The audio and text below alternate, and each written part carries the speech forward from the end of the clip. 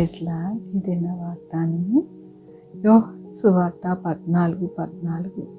నా నామమున మీరు నన్నేమి అడిగినను నేను చేతును. ఎంత గొప్ప వాగ్దానాన్ని దేవుడు మనకి అనుగ్రహిస్తూ ఉన్నారండి. ఆయన నామంలో మనల్ని ఏదైతే అడుగుతామో అది మనకి అనుగ్రహిస్తాను అంటూ ఉన్నారు. మన దేవుడు ఎలాంటి దేవుడు అంటే, మన హృదయములో ఏది అయితే తలస్తామో వాటిని హృదయమును ఎరిగిన దేవుడు కాబట్టి ఆయన నామంలో మనము ఏది అడిగినను మనకి దేవుడు దయచేస్తాను అంటూ ఉన్నారు.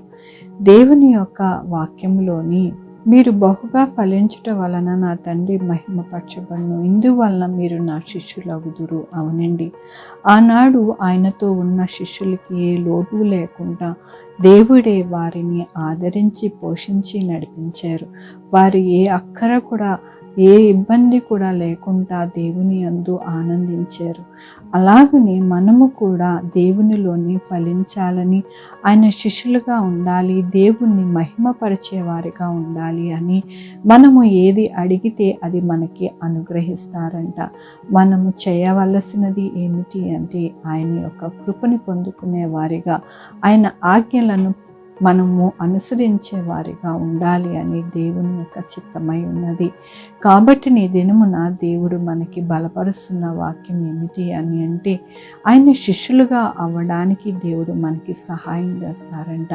మనము మన యొక్క ప్రార్థన దేవుడు విడిచిపెట్టక, మనల్ని త్రోసిపుచ్చక, మనల్ని ఎంతగానో ఆయన కృపలోని నడిపిస్తాను అని ఈ దినమున బలపరుస్తూ ఉన్నందుకు దేవునికి వందనాలు చెల్లిస్తూ ఉన్నాను. ఈ దినమున పుట్టినరోజు, పెళ్లి రోజు, అనేక శుభదినములు చేసుకుంటున్న వారందరికీ కూడా నిండారుగా శుభాకాంక్షలు తెలియజేస్తూ ఉన్నానండి. మీ జీవితంలో దేవుని యొక్క ఆత్మ, ఆయన కృప, ఆయన ధననిధి మీకు అనుగ్రహింపబడును గాక. ప్రార్థించుకున్నామండి.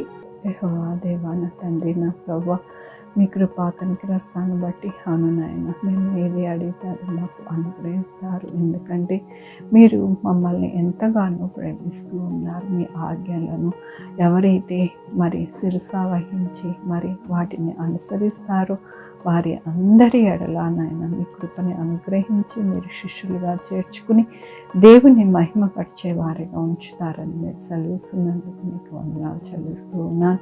ఈ దినమున పుట్టినరోజు, పెళ్లి రోజు, అనేక శుభదినములు చేసుకుంటున్న వారందరినీ దీవించండి, ఆశీర్వదించండి. మా కొరకు ప్రార్థించమన్న వారిని వారిని జ్ఞాపకం చేసుకోండి. నా ప్రభు, వారి బిడ్డల భవిష్యత్తు, వారి ఆరోగ్యములు, వారి చేయ పనులు, వారి ఉద్యోగం, ఇంకా ఏది కావాలనుకుంటున్నారో అవన్నీ కూడా సహాయం చేయమని కోరుకుంటున్నాను.